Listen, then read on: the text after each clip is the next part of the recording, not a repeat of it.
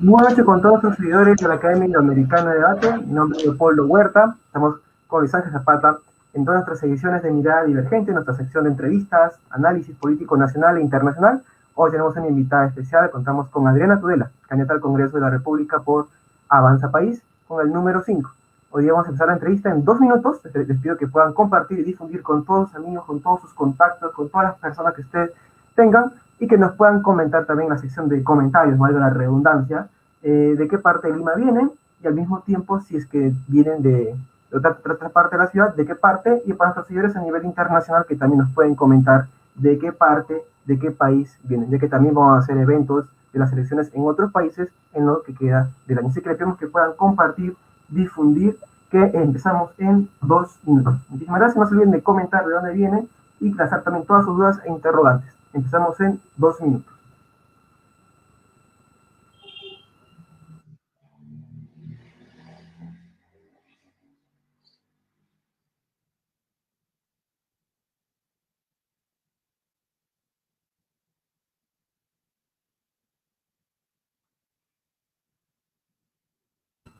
Es así, te acabo de enviar en el chat el enlace de la transmisión. Ya, perfecto.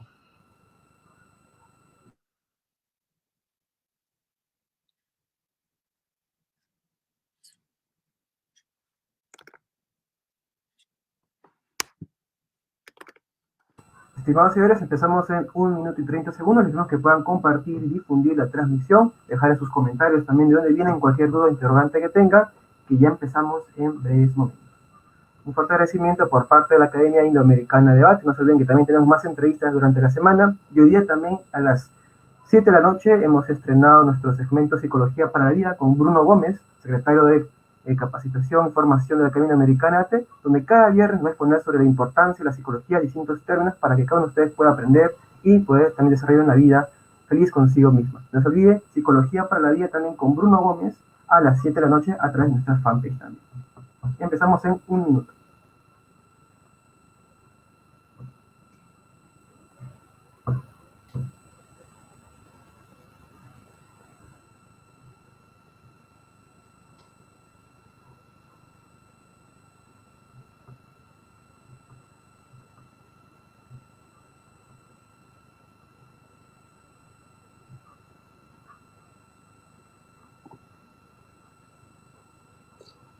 Nuestros seguidores, vamos a empezar en 30 segundos y todos que puedan compartir y comentar, no se olviden, y empezamos en breves momentos. Muchísimas gracias a todos los que se van conectando de a pocos a la transmisión.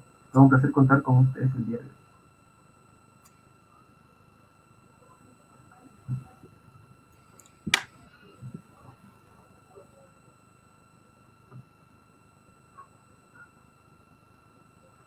Listo, vamos a comenzar con la entrevista mientras más personas se van conectando en estos momentos. Pues, darle la bienvenida a todos los que se van conectando al segmento Mirada Divergente, nuestros segmentos para que todos puedan ejercer un voto consciente. Vamos a empezar con Adriana Tudela. Tenemos la invitación de la presencia de Adriana Tudela, candidata al Congreso de la República por Avanza País. Adriana, muchísimas gracias por aceptar la invitación. Es todo un placer estar contigo el día de hoy. No, muchísimas gracias a ustedes, a Leopoldo, Luis y a todas las personas que nos están mirando y escuchando.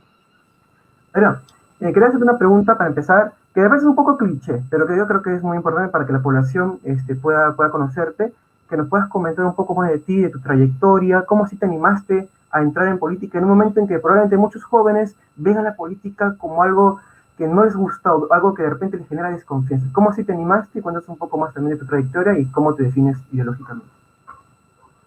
Bueno, yo soy abogada, estudié Derecho en la Universidad de Lima, soy titulada también y tengo una maestría en Derecho por la Universidad de Chicago. He trabajado en distintos medios de comunicación, de hecho uno de los primeros proyectos en los que trabajé fue el diario Altavoz, que fue uno de los primeros diarios digitales del país.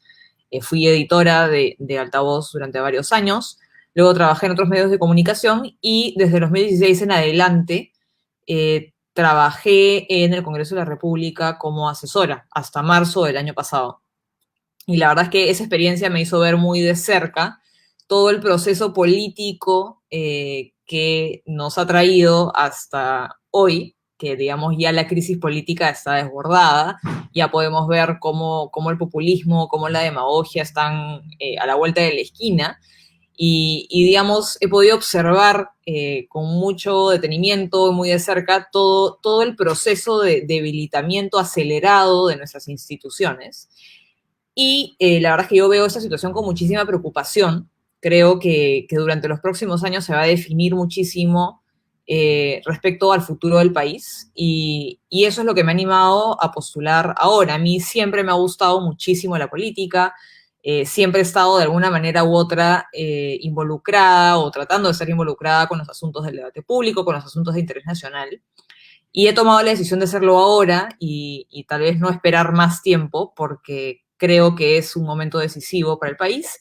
Creo que yo puedo contribuir desde el Congreso de la República a fortalecer nuestras instituciones y a impulsar ciertos cambios que creo yo son necesarios para poder tener una democracia más sólida, para poder tener mejores representantes y para poder seguir creciendo como país. Eso es lo que yo tengo propuesto para el Congreso de la República y creo que, digamos, ya tengo la experiencia de haber trabajado ahí durante varios años, ya sé cuáles son los procesos internos, ya sé cuáles son las dinámicas bajo las cuales funciona el Congreso de la República, entonces ya sé a lo que estoy yendo, no es que me voy a demorar 6 meses, un año en más o menos entender qué es lo que está pasando ahí adentro, que lamentablemente es el caso de muchas personas. Eh, Así que creo que puedo contribuir y creo que estoy preparada para hacerlo. Hola Adriana, buenas noches. Bueno, qué interesante lo que dices, tu formación. Quiero que más o menos me cuentes tres cosas importantes. Primero, más o menos cuéntanos sobre tu especialización que has hecho en tu maestría en Chicago. Yo creo que es importante hablar hoy en día de los candidatos y su preparación profesional. Cuéntanos en qué te has especializado, qué has aprendido y qué herramientas importantes tomas de allá para traerlas hoy en día en tu futura participación en el Parlamento, de ganar en los comicios. Segundo, también quisiera que eso más o menos lo relaciones con tu propuesta del 2x1 regulatorio. Entiendo que es una visión bastante excesivas leyes que tenemos y hay que acortar el camino burocrático y el tema de leyes que a veces nos ahogan tanto en el país. Y entiendo y voy leyendo de que más o menos tiene algo que ver con tu experiencia en Chicago, una universidad media liberal, o liberal, mejor dicho, y lo último es, bueno, entiendo y creo que es un debate hoy en día bastante tomado dentro de la clase política en si los políticos tiene que ser un político de formación o tiene que ser alguien que simplemente se haya preparado en el camino o alguien que, bueno, haya trabajado en algún lugar y que por eso hoy quiero postular al Congreso. Cuéntanos si en tu caso, con todo esto, te consideras una política formada para participar ahora como congresista o es que tomas la decisión a base solo del malestar social, a pesar de que, bueno, creo que tienes la formación política por lo que has contado. Y bueno, eso un poco, cuéntanos un poco de eso. Esas tres preguntas en general que creo que se relacionan un poco. Bueno, empezando por la primera, ¿no? Yo hice un LLM, que es un máster en Derecho, es como el equivalente al MBA que hacen los administradores, el LLM para los abogados. No, el LLM que yo hice, el programa que yo hice, el de Chicago, es una maestría, digamos, general. Uno digamos que no te dan una mención específica con una especialización específica, sino que tú vas eligiendo un poco los cursos que te gustan y vas siguiendo una especialización, pero digamos que el título que te dan es un máster en Derecho. No hay, digamos, una mención específica o una especialidad. Pero yo sí, digamos, elegí los cursos que llevé en función a los temas que me interesan a mí, que es el derecho constitucional, el análisis de políticas públicas y básicamente la lógica económica detrás del derecho. Entonces, creo yo que lo que me llevo de mi maestría, lo que por lo menos he aplicado en mi trabajo, es que las políticas públicas, por más buenas intenciones que tengan, no necesariamente van a tener el efecto que nos gustaría que tengan. y que a la hora de diseñar políticas públicas tenemos que tener en cuenta cuáles son los incentivos y los desincentivos que estas políticas públicas van a generar.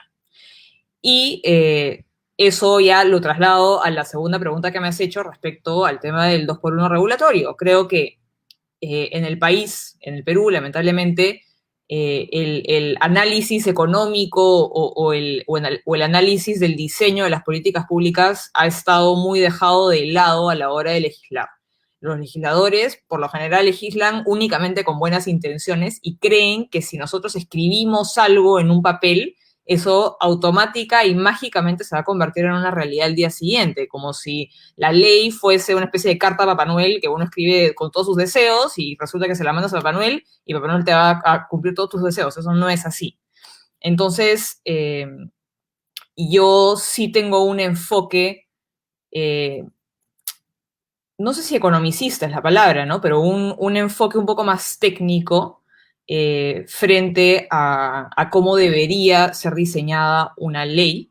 Y de hecho, cuando estuve trabajando en el Congreso de la República, pude trabajar en la CEMOL, que es una comisión, se llama la Comisión Especial Encargada del Ordenamiento Legislativo, que se dedicaba justamente a ir recomendando la derogación de un montón de normas que habían quedado en desuso o que habían sido tácitamente derogadas por otras normas, pero que sin embargo seguían vigentes dando vueltas en medio de nuestro sistema legislativo. Y tenemos un sistema legislativo muy, muy pesado, muy enredado, muy extenso. Al día de hoy tenemos más de 500.000 de normas vigentes, tenemos más de 30.000 leyes vigentes. Al día el peruano emite en promedio entre unas 30 o 40 normas. Entonces, tenemos un sistema legislativo que va creciendo y creciendo y creciendo y creciendo y creciendo. Y eso al final tiene consecuencias, ¿no? Esto de creer que las leyes no tienen un efecto más allá de lo que dice el texto de la ley es una idea equivocada. Y creo que el hecho de que tengamos esta carga regulatoria tan pesada, de hecho, en la región somos el tercer país con mayor carga regulatoria después de Brasil y después de Venezuela. Esta carga regulatoria eleva los costos de transacción, así se llama, pero elevan los costos para los ciudadanos. Si un ciudadano quiere sacar adelante un proyecto, quiere abrir una tienda, quiere sacar una licencia, el nivel de requisitos y de trámites por los que tiene que pasar es altísimo.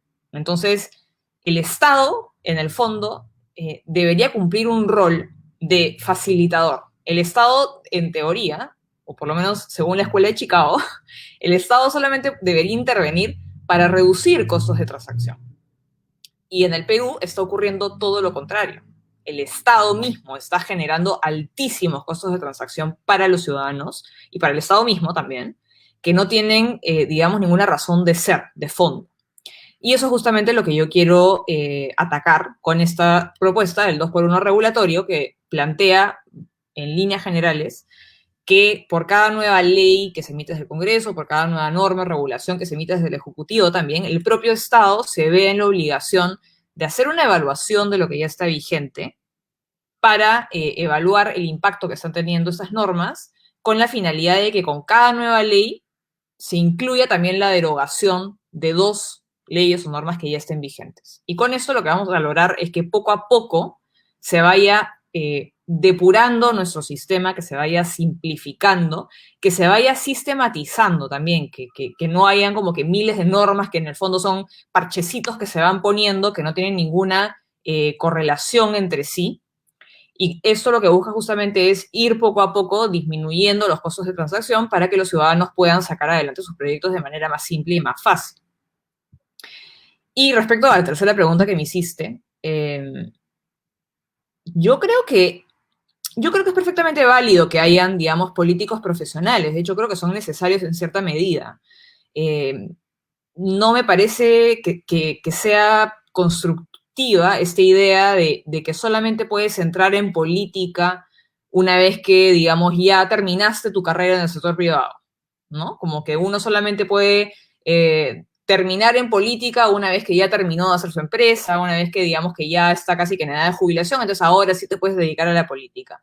Yo creo que eso no es así, yo creo que uno puede dedicarse a la política. A mí me encanta la política y a mí sí me gustaría dedicarme a la política y creo que es perfectamente válido y deseable que hayan personas que sí se dediquen a eso, y que no sea un poco como en lo que terminas una vez que ya fuiste exitoso en el sector privado. Yo no creo que eso sea así. Hay gente con vocación política y es perfectamente válido que se dediquen a eso. Y, y bueno, en cuanto a la experiencia, creo que sí, obviamente es necesario tener cierto nivel de entendimiento y de comprensión sobre teoría política, sobre estructura del Estado. Creo que hay que tener ciertas nociones para poder cumplir de manera óptima el rol, ¿no? No creo que sea necesario ser abogado o ser necesario ser politólogo, pero creo que ciertas nociones respecto al funcionamiento del Estado sí son necesarias para poder cumplir, por lo menos de manera óptima, el rol de congresista o de ministro, de presidente, en fin, para ser un funcionario público, ¿no? Gracias por lo que nos comentas, Ariana. La verdad, coincidimos totalmente, ¿no? La preparación es fundamental. Al mismo tiempo, lo que nos comentabas hace un rato, el tema de que hay muchas normas, hay una excesiva en general burocracia en nuestro país que impide, obviamente, el desarrollo de las personas en sus proyectos, justamente como nos comentas. Y justamente por eso quiero que va mi siguiente pregunta. Es el tema, actualmente vivimos en el tema de la informalidad, ¿no? Más del 70% de la pega es informal, el tema de las empresas también, 70, inclusive llegó a 80% con el tema de la pandemia. ¿Qué se podría hacer más que todo en el tema de la informalidad para poder formalizar a los pequeños empresarios, microempresarios que muchas veces son estigmatizados por el Estado, por las municipalidades que los persiguen sus negocios? ¿Qué se podría hacer en caso de ello? Y si estás de acuerdo con una reforma tributaria que pueda ayudar a ellos, en ese caso, a poder formalizarse. Bueno, creo que la informalidad puede ser explicada desde distintos factores, ¿no? Creo que el principal factor que influye en la informalidad es el altísimo costo de la formalidad. Y eso es lo que yo estoy buscando atacar con este 2x1 regulatorio. Desde Avanza País, también una propuesta del plan de gobierno es implementar un plan de eliminación y de trabas y barreras burocráticas. Justamente lo que están buscando es bajar el nivel de regulación y bajar también las barreras de entrada al mercado. Entonces, creo que desde el punto de vista del costo de la informalidad, podemos hablar de estas dos medidas. Luego también hay un problema en cuanto a la definición de los derechos. El sector informal es informal porque no tiene, digamos, títulos que definan claramente los derechos que tienen sobre sus bienes. Y eso también es una de las principales propuestas de Avanza País. Estamos planteando lograr que los títulos que el sector informal ya tiene sobre sus bienes cumplan con estándares nacionales e internacionales para que realmente logren identificar bien el objeto sobre el cual tienen el título y que ese título refleje el verdadero valor que tiene el bien, ¿no? Porque lo que sucede es que muchas personas tienen títulos de propiedad, pero estos títulos no necesariamente cumplen con todos los requisitos que deberían cumplir para poder ser utilizados, por ejemplo, como garantía para obtener un préstamo o para poder asociarse con otra persona. Y justamente lo que estamos buscando es que el sector informal sea más productivo, porque también el problema con la informalidad es que es muy difícil para ellos debido a esta maraña regulatoria y debido a que incluso la ley genera incentivos para que no crezcan, son muy poco productivos. Entonces, lo que estamos planteando con este programa de certificaciones, en realidad es un plan de certificaciones de los títulos para que cumplan con estándares internacionales y nacionales también, que logren, digamos, hacer que estos títulos sean realmente transables, que los informales puedan asociarse con otros, que puedan tener las estructuras legales necesarias que les permitan ser más productivos y que les permitan crecer e invertir sin necesariamente arriesgar su patrimonio personal, por ejemplo, darles las estructuras empresariales que necesitan para poder entrar en cadenas de valor, y eso como punto número 2. Y en segundo lugar, también hay un problema de falta de predictibilidad que influye en que haya tanta informalidad. Digamos, no hay mayores incentivos para ser formal porque el propio Estado, además de emitir una cantidad industrial de regulaciones, está constantemente emitiendo nuevas, está constantemente cambiando las reglas del juego. Entonces, en realidad eso también eleva el costo de la formalidad, porque claro, ok, yo me formalizo, pago impuestos, cumplo con la ley, pero yo no sé si al día siguiente el Estado me va a cambiar las reglas del juego y tengo que replantear toda mi operación de negocio, ¿no? Entonces, nosotros también tenemos que lograr que el Estado le dé predictibilidad a las personas, que tenga normas que no vayan a cambiar de un día para otro, de acá a 1 año o 2 años. Y desde ese punto de vista, yo también estoy planteando generar un régimen de estabilidad tributaria para las pymes. Y lo que busca es básicamente que el sistema tributario, o sea, que el régimen tributario que rige para ellos no cambie constantemente, que tenga, digamos, que se quede congelado por un largo periodo de tiempo. Yo considero que deben ser como mínimo 10 años, para que los emprendedores, los pequeños empresarios, los microempresarios puedan, digamos, invertir, planificar, sabiendo que las reglas del juego se van a mantener estables durante un periodo de tiempo suficiente como para que ellos puedan planificar. Así que creo que estos 3 aspectos pueden contribuir muchísimo a disminuir la informalidad. Y luego también hay otro factor que influye, ¿no? Que es que no hay ningún beneficio para los formales. O sea, la formalidad en el Perú no nos trae ningún beneficio. El Estado no logra darnos servicios públicos de calidad. Poquitísima gente paga impuesto a la renta. Creo que poquitísima gente paga el impuesto a la renta, y los que pagan impuesto a la renta trabajan 4 meses del año para pagar este impuesto. Entonces, si bien los ciudadanos hacen un esfuerzo enorme a la hora de ser formales, el Estado no nos da nada a cambio. No nos da servicios públicos de calidad, no tenemos seguridad, no tenemos salud, no tenemos educación, no tenemos infraestructura. Entonces, claro, uno dice, ¿para qué voy a matarme durante 4 meses al año para pagar impuestos cuando el Estado no va a lograr traducir esos impuestos en algún beneficio concreto para mí? Entonces, también estamos planteando una reforma profunda del Estado. Tenemos un gravísimo problema de gestión y tenemos que también simplificar al Estado mismo, reducir la burocracia administrativa, simplificar los procesos de toma de decisiones desde el Estado, para que el Estado logre utilizar los recursos de los peruanos y que estos recursos lleguen al destinatario final, que es el ciudadano. Que el Estado logre darles mejor salud, mejor educación, mejor seguridad, más infraestructura, y así, digamos, atacamos la informalidad desde distintos frentes.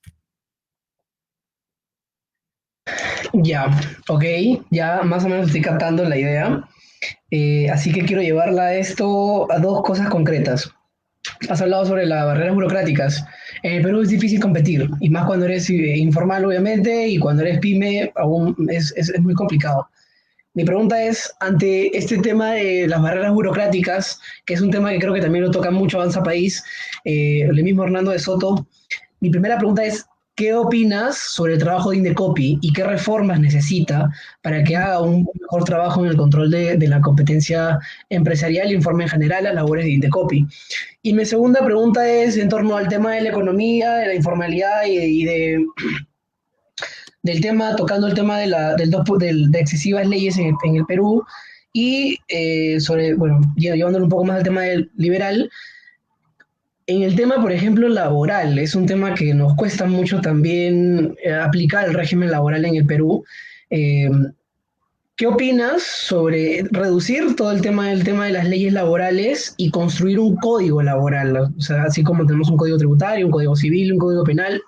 Y yo creo que, debes saber que en la región hay varios países que también lo tienen, y funciona de alguna cierta manera y que, bueno, no sé qué opinas, si podría contrarrestar tener un código laboral, a apoyar ese tema de la formalización de las empresas y a tener un mejor entendimiento entre las empresas y el régimen laboral, que también es un tema, es un problema.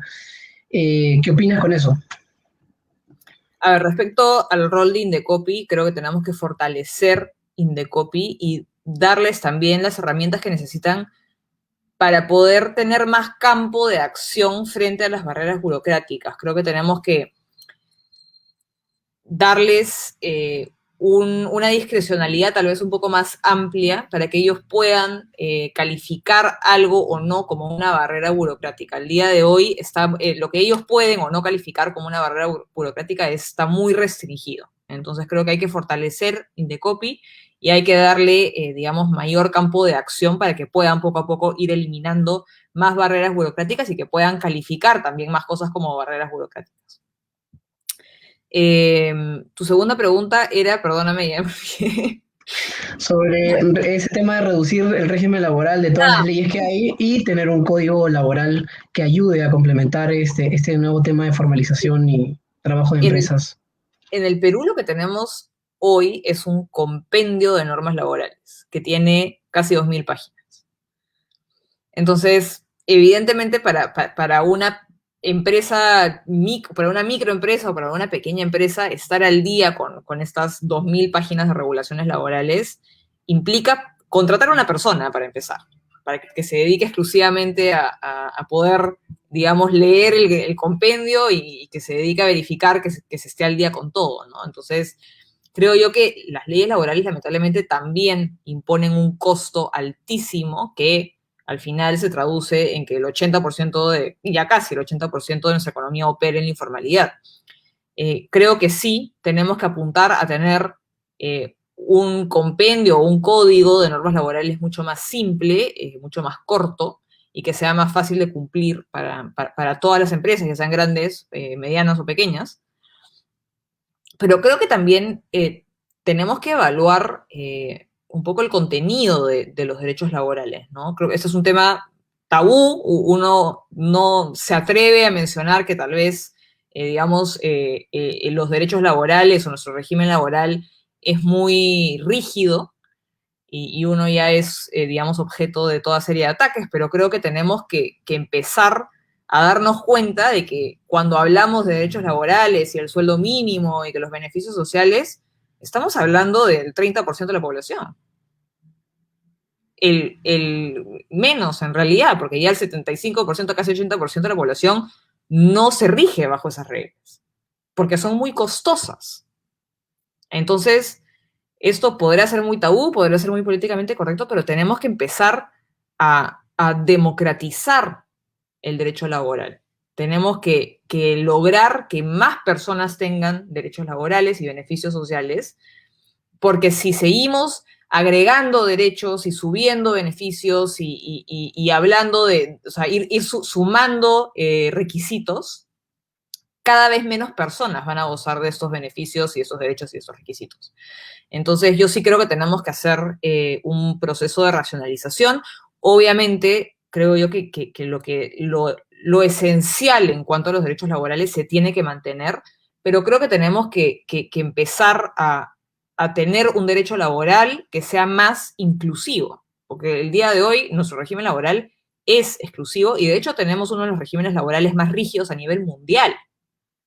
Entonces, yo sí considero que tenemos que empezar a evaluar eso para tener normas laborales que beneficien a más personas. Adriana, justamente quería hacer una pregunta, bueno, dos preguntas. Justamente lo que comentaste hace un momento sobre el tema de lo que es de los títulos de propiedad, que también justo he escuchado a Hernán Soto que lo proponía como una forma también de poder solucionar el tema de los conflictos sociales. El tema de los conflictos sociales, según Defensoría del Pueblo, ¿no? Mensualmente hay en promedio 180 conflictos sociales aproximadamente. Entonces es algo que grave que se debe solucionar. Te quería consultar dos preguntas, ¿no? Una pregunta sobre el tema de conflictos sociales. Mi pregunta sería si tú estarías de acuerdo, bueno, el año pasado estaba comentando mucho yo, con una reforma constitucional que le dé al dueño del suelo el uso del subsuelo, o sea, que el dueño del suelo también sea dueño del subsuelo y si crees que esto pueda mitigar los conflictos sociales. Y mi otra pregunta es, ya entrando más que todo bien a tus propuestas, que nos puedas comentar un poco sobre el tema de los distritos uninominales, que me parece muy interesante y muy importante para el tema de una adecuada representación. A ver, sobre la primera pregunta, nosotros no tenemos un régimen con propiedad del subsuelo como lo tiene Estados Unidos, por ejemplo. Y de hecho, la propuesta de Hernando de Soto no es cambiar nuestro sistema para otorgarle a los dueños de la superficie la propiedad del subsuelo también, sino que estamos planteando darles a los dueños de la superficie títulos claros, títulos que realmente limiten e identifiquen bien la propiedad de la cual son dueños, y además certificar estos títulos, estandarizar estos títulos, para que reflejen el verdadero valor del bien. Entonces, no es necesario darles la propiedad del subsuelo. Lo que es necesario es que el título que ellos tienen sobre esa superficie refleje el valor que existe debajo de la superficie. Entonces, no necesariamente necesitamos cambiar nuestro régimen para que también exista la propiedad del subsuelo, sino que podemos lograr el mismo efecto a través de títulos de propiedades claros que cumplan con todos los requisitos nacionales y los estándares internacionales, y que la persona que es dueña de una superficie bajo la cual hay mineral pueda transar ese título de la superficie en el mercado global, y que ese título refleje lo que tiene debajo de la superficie. Al final, el precio de la superficie va a reflejar el precio del subsuelo sin necesidad de que la persona sea dueña del subsuelo.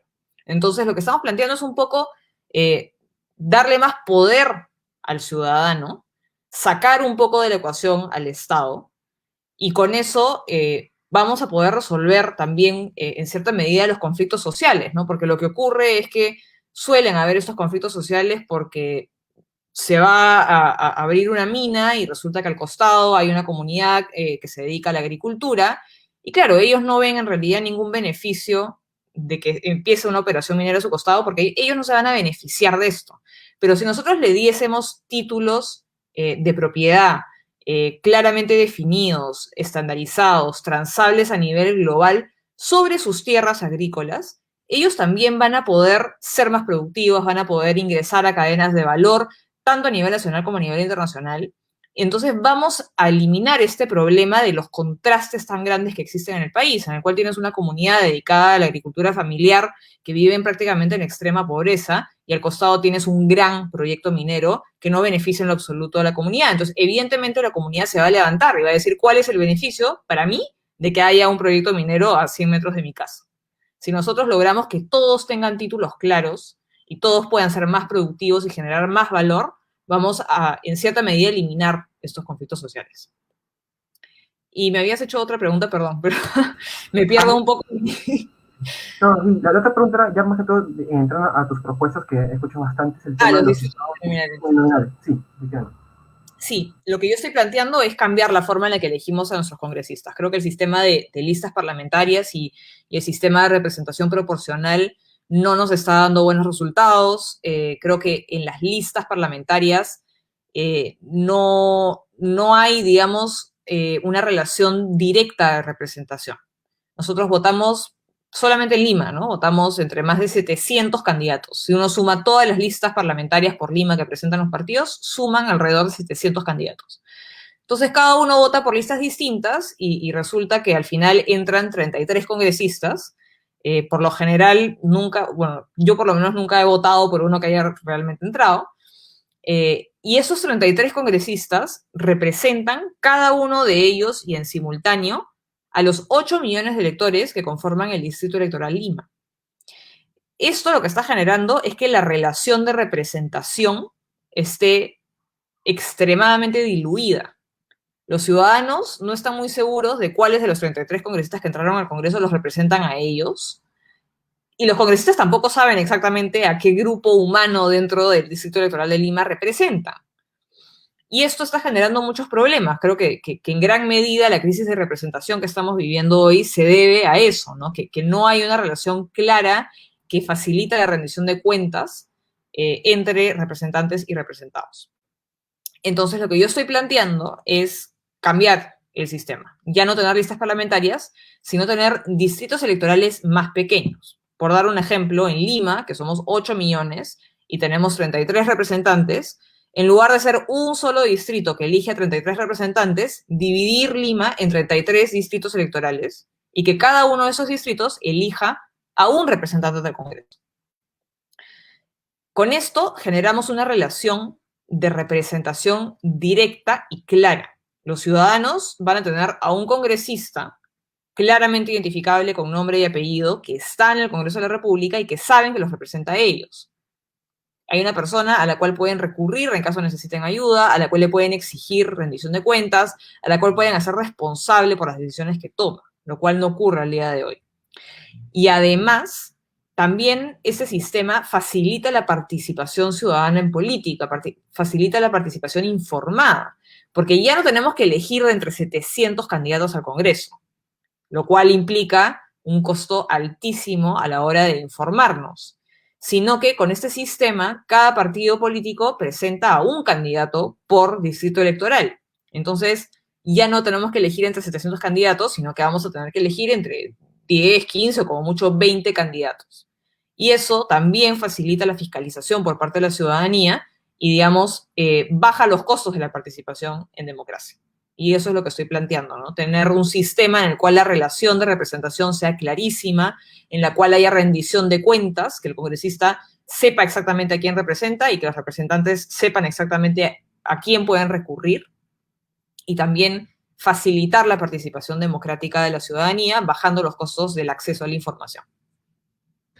No, y qué excelente propuesta la que tienes, porque eso yo lo puedo tomar como, puedo dar un testimonio de ejemplo, por ejemplo, en las elecciones de este Congreso, hace un año más o menos, yo voté por, bueno, lo digo, no tengo ningún problema, yo voté por dos candidatos, por Mónica Saavedra, que es la que sí salió, la actual congresista, y voté por Luis Jiménez, ambos de Acción Popular. Luis Jiménez es un candidato de acá en Chorrillos, que ha sido candidato para la alcaldía. No ganó, quedó tercero, recuerdo, yo lo apoyé porque considero que a veces uno apoya a los candidatos que cree que son buenos en el papel. Él no salió, y yo creo que él iba a tener representación en Chorrillos porque, bueno, él es chorrillano toda su vida, pero igual dentro de todo, él representaba a Lima. De él haber sido electo, él representaba a todo Lima, entonces yo creo que hubiera sido más necesario que un candidato que es muy conocido, que ha quedado raspando ahí nomás tercer puesto en tercer lugar en las últimas elecciones a la alcaldía. Yo creo que es un candidato que tranquilamente ha podido ser escogido como congresista para Chorrillos. Y lo mismo lo mismo en contraposición pasa con Mónica Saavedra, que bueno, yo también creo que es una buena congresista dentro de todo, en balances generales. Y ella pues creo que fue candidata, ella es por Pueblo Libre, por Jesús María, que no tiene nada que hacer por acá, por el sur, por Chorrillos, y no se siente a veces la representación. Más allá de cuestiones políticas, macropolíticas, ¿no? Creo que por eso es muy importante que se reduzcan los distritos electorales. Sí, dime, cuéntame. Otro beneficio de este sistema es que baja también los costos de hacer una campaña política, y eso también tiene cierta influencia en el nivel de corrupción que hay en política y en el financiamiento de campañas, porque claro, hacer campaña contra 700 candidatos implica una operación financiera y digamos, logística muchísimo más difícil que hacer campaña contra 10 candidatos. Entonces yo creo que si queremos hacer que la política sea más transparente y que sea menos costoso hacer una campaña y hacer política, este sistema también favorece a eso, ¿no? Porque, digamos, ya no tienes que pagar 800 carteles para poder sobresalir por encima de cientos de candidatos, sino que vas a competir contra 10 candidatos, 15 candidatos, entonces ya no tienes que pedir un financiamiento, digamos, enorme para poder hacer una campaña exitosa, ¿no? Sí, creo que esa propuesta es excelentísima, o sea, tienes representación y terminas votando por la persona que tú conoces, bueno, lo quiero decir así, en tu barrio, ¿no? O sea, terminas votando por el chico bueno del barrio, o sea, que quiere postular, que se viene preparando, que tú lo conoces. Lo que hace es generar una relación de cercanía que al día de hoy no existe. Tú al final vas a votar por alguien que vive en tu distrito electoral, una persona con la cual te podrías encontrar si vas a comprar algo a la bodega. Es alguien que digamos que es cercana a ti, que vive lo mismo que tú, y eso creo yo que va a fortalecer muchísimo la representación. Mi pregunta ahorita va por ahí. Eh, primero, si esta propuesta funciona así más de distritos electorales más pequeños en otros países, si ha funcionado, si funciona bien. Y segundo, ¿crees que esto serviría en tener un parlamento quizás un poco más grande, con mayor representación? Yo creo que lo necesitamos. Necesitamos reducir el Estado, pero también creo que el Parlamento debe ser un poquito más grande, porque no hay mucha representación. ¿Qué opinas sobre el tema de la bicameralidad? Es un tema que se ha pausado, no sé por qué, pero es un tema que estaba mucho a flor de piel.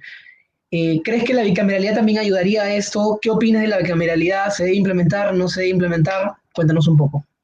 Mira, yo estoy a favor de la bicameralidad. Yo creo que tener una segunda cámara nos podría ayudar a tener un parlamento un poco más reflexivo, menos impulsivo a la hora de tomar decisiones. Entonces yo considero que es necesario volver a la bicameralidad. Creo que ha quedado un poco en pausa el tema porque Vizcarra hizo este referéndum hace un par de años y todo el mundo votó sí, sí, sí, no. Ya no me acuerdo cómo era, sí, sí, sí, no. Entonces ya no hay, en teoría, ¿no? Yo creo que digamos, los referéndums no pueden ser vinculantes eternamente. Yo creo que eventualmente podemos volver a someter el tema a debate. Pero yo creo que sí, que deberíamos volver a la bicameralidad. Considero que deberíamos tener más representantes. Estamos por debajo de la media a nivel regional. Tenemos muy pocos representantes para la cantidad de ciudadanos que hay. Y en ese sentido considero que tenemos que tener una segunda cámara y tenemos que tener una cámara baja con más representantes. Así que sí, creo que es necesario. Creo que no todo costo es necesariamente malo, ¿no? Como que a mí siempre cuando hablo de la bicameralidad o hablo de los distritos uninominales o de aumentar el número de congresistas, o cuando hablo de la renovación del Congreso a mitad de periodo, que es otra de mis propuestas, la objeción de la gente siempre es, ya, pero es que eso implica un gasto. Pero no todo gasto es malo.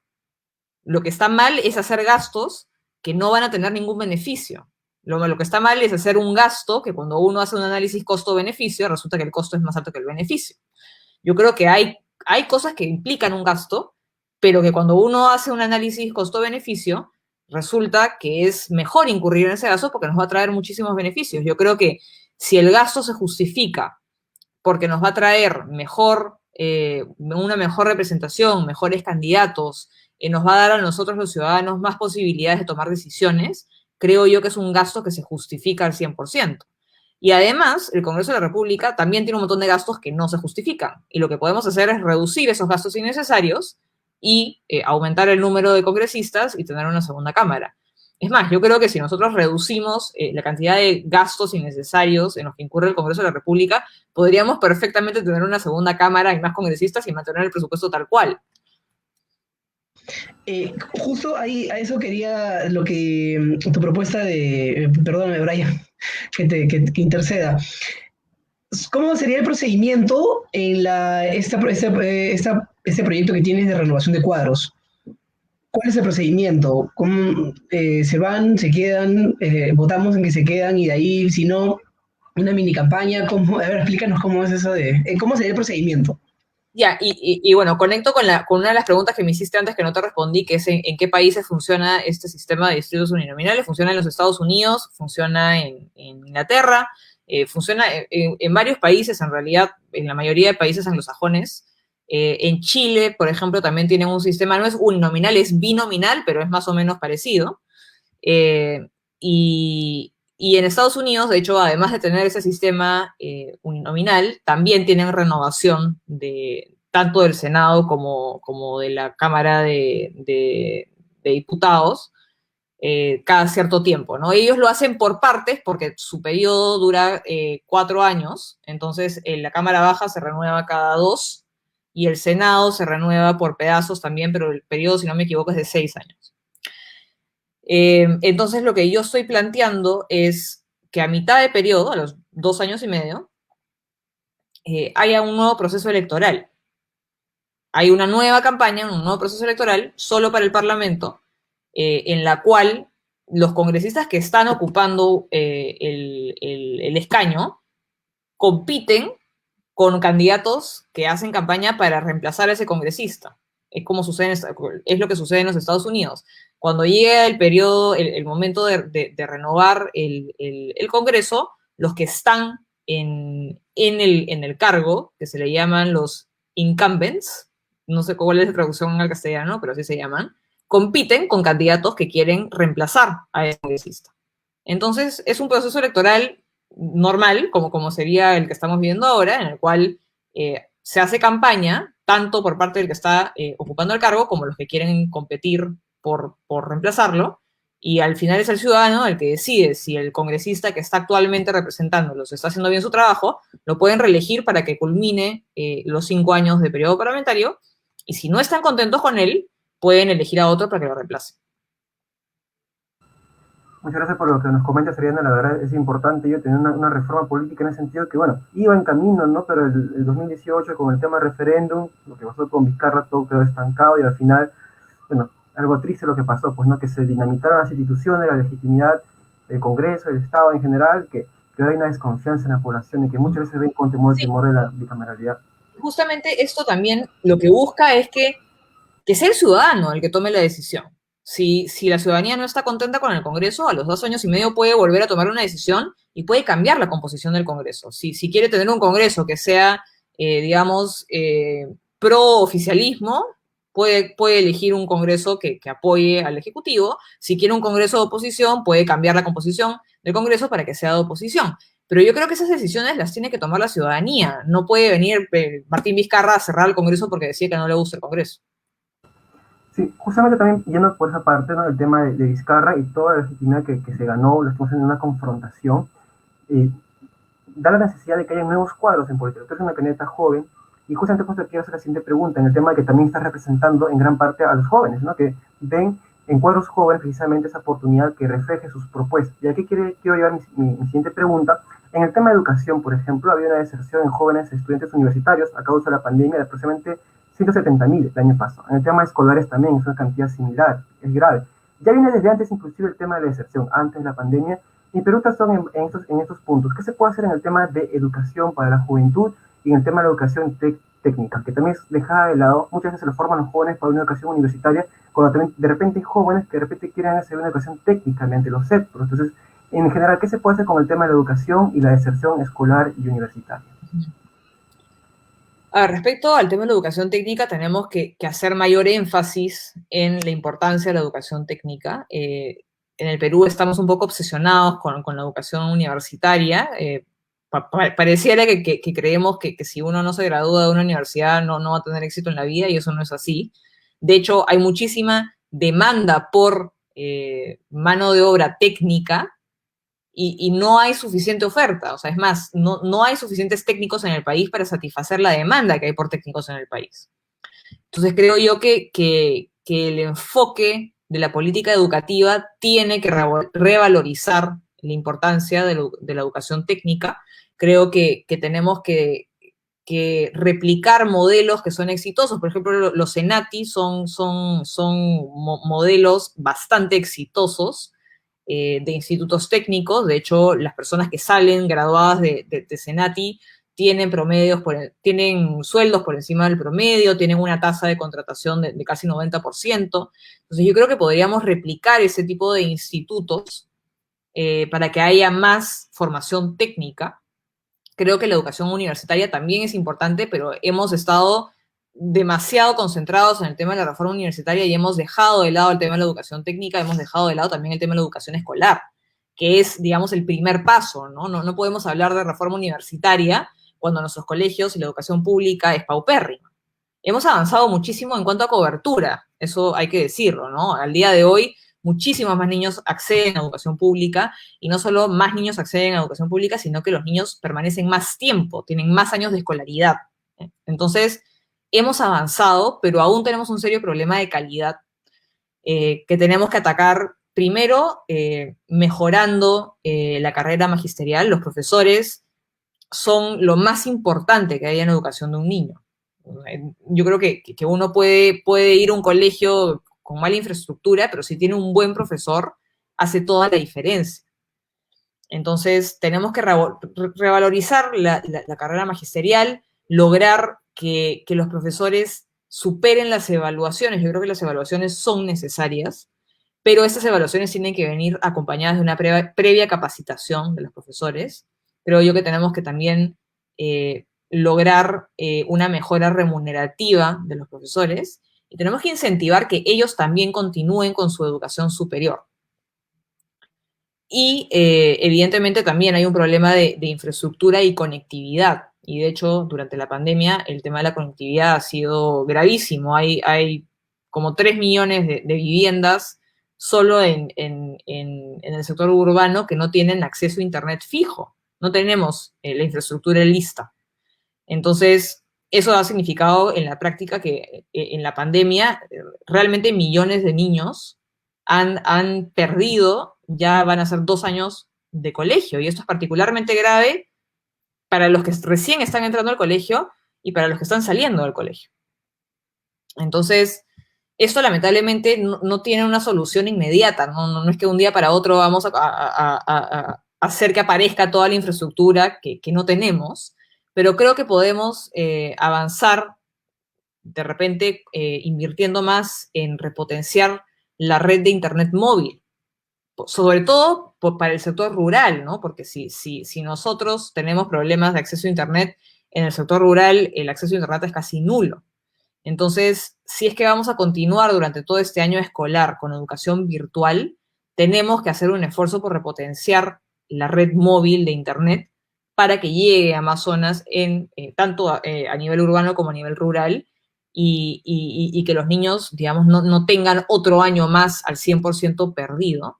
Luego, también tenemos que capacitar a los profesores en educación virtual. Esto ha sido muy difícil tanto para los alumnos como para los profesores, y ha sido difícil, o sea, incluso para los mejores colegios del país. O sea, no ha sido algo tan simple pasar de educación presencial a educación virtual. Creo que es muy difícil, y además, lamentablemente, la educación virtual no reemplaza la educación presencial.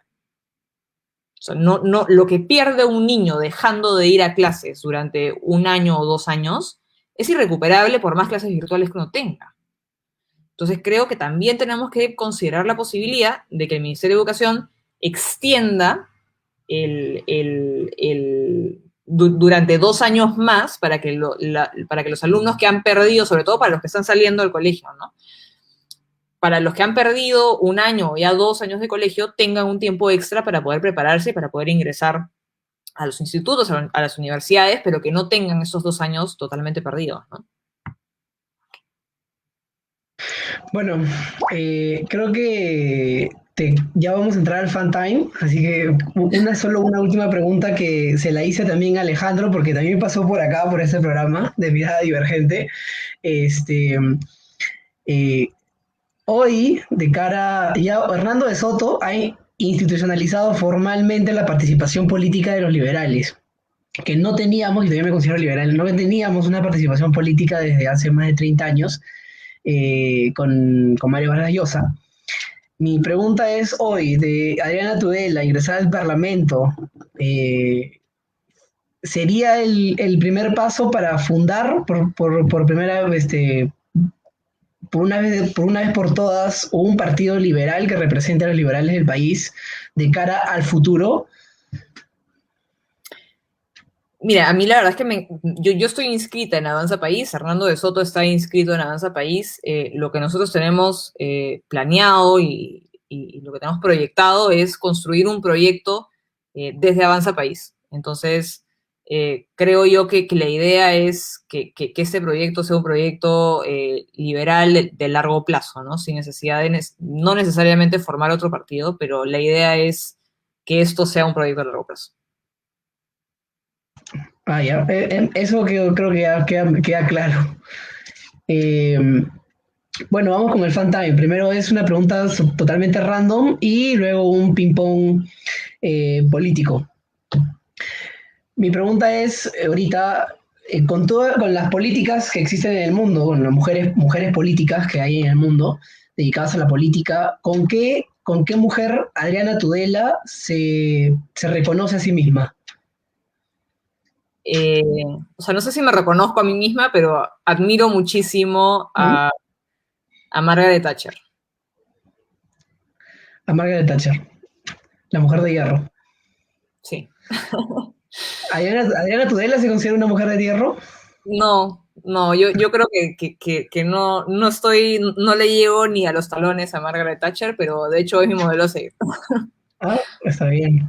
Bueno, vamos con el ping-pong político. Te digo una frase y me la tienes que responder con lo primero que se te venga a la mente. Congreso de la República. Representación, Julio Guzmán. tibio, Daniel Urresti. payaso, Martín Vizcarra. sinvergüenza, Rafael López Aliaga. intervencionismo, Hernando de Soto.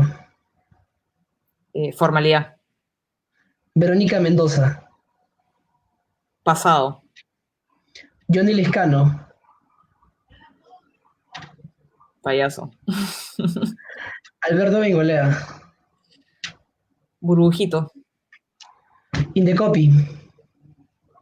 indecopi, competencia, Sunedu. reforma, Adriana Tudela. congreso. Adriana Tudela, congresista por Avanza País, que es liderado por Hernando de Soto. Así es. Adriana, muchísimas gracias por estar con nosotros el día de hoy. Ha sido un placer escuchar tus propuestas, tu visión del país, las propuestas que tienen como partido. Antes de finalizar, quería hacerte dos preguntas.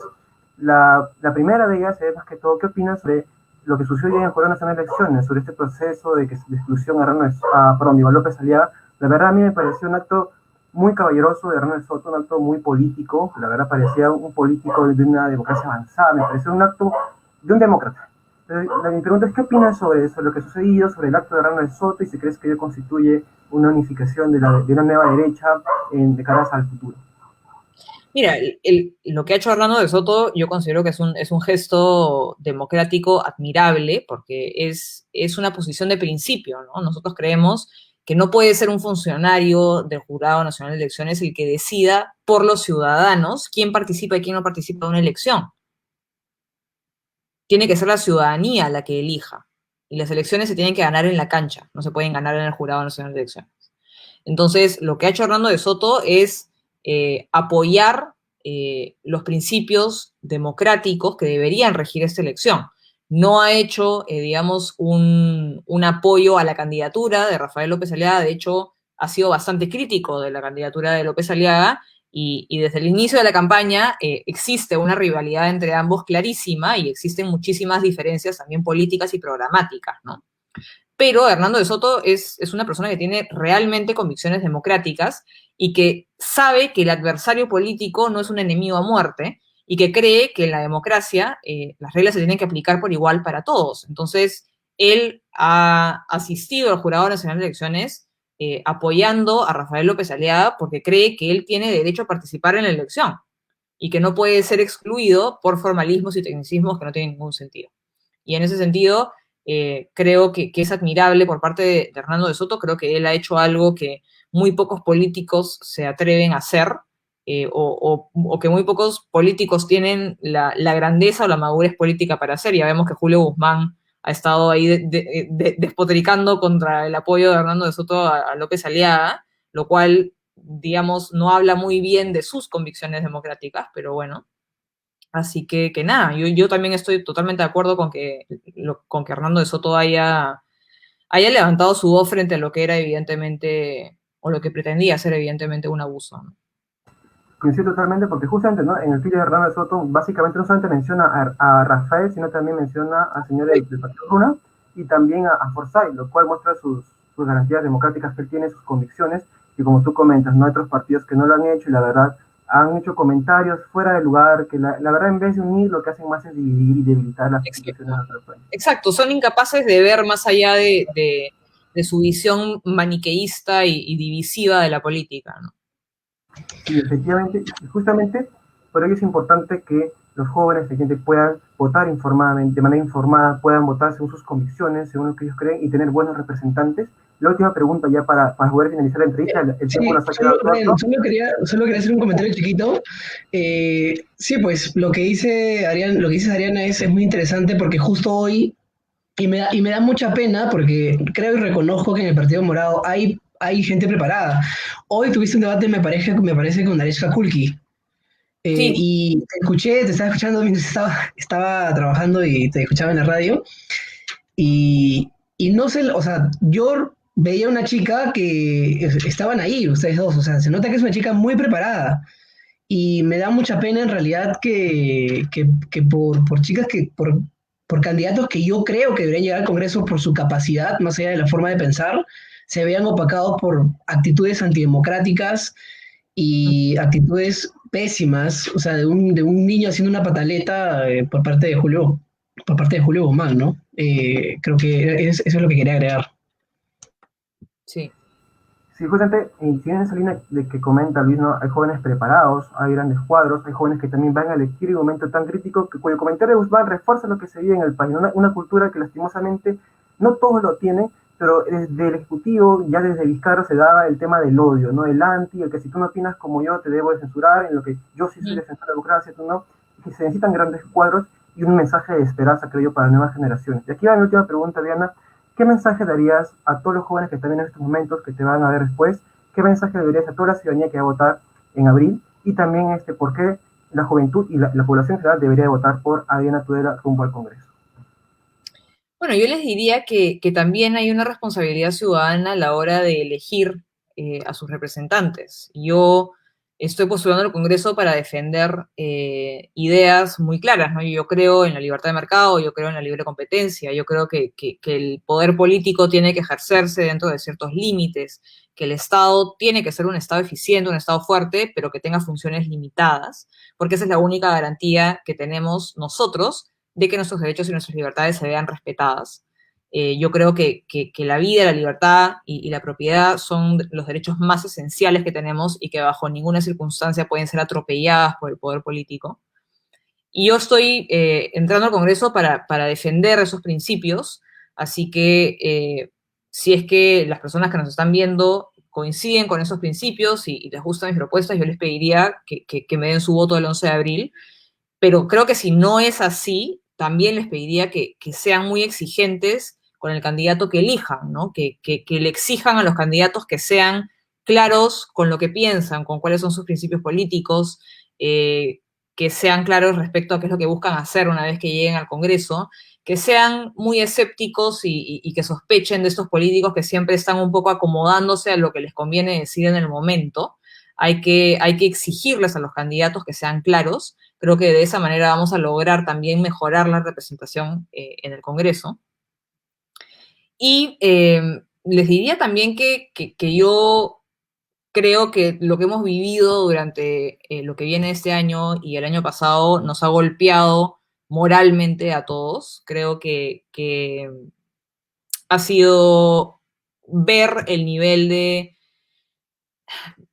ineficiencia y de precariedad de nuestro Estado y ver cómo nuestra clase política se ha venido degradando de esta manera, ha sido un golpe duro para nuestra moral como país y creo que justificadamente muchas personas creen, ya hay una especie como de resignación, ¿no? Como creo que muchos pensamos que ya, ok, las cosas son así y hay una pérdida como de esperanza, que creo yo que es muy grave, es algo que nos hace muchísimo daño y solo me gustaría decirles que yo creo que las cosas sí pueden mejorar.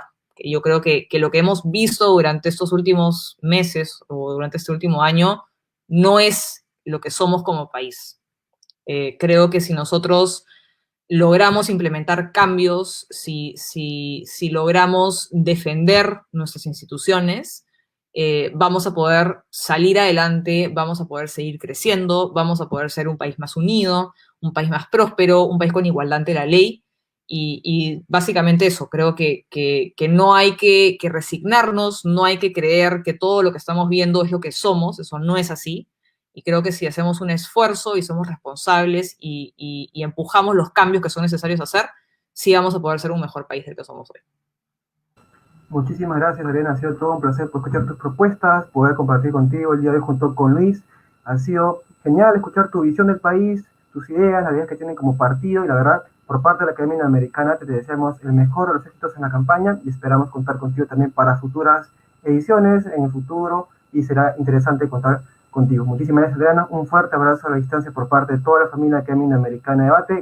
Gracias a Luis también por todo el apoyo en la conducción, y nos despedimos en nuestra edición de Mirada Divergente y nos vemos el día de mañana con más entrevistas. No se olviden, también tenemos más ediciones de política nacional e internacional en lo que vienen en estas semanas. Muchísimas gracias, un fuerte abrazo a la distancia, y recuerden, como siempre decimos al terminar nuestro programa, hacer un voto consciente por un Perú diferente. Hasta la próxima. Chao. Muchas gracias.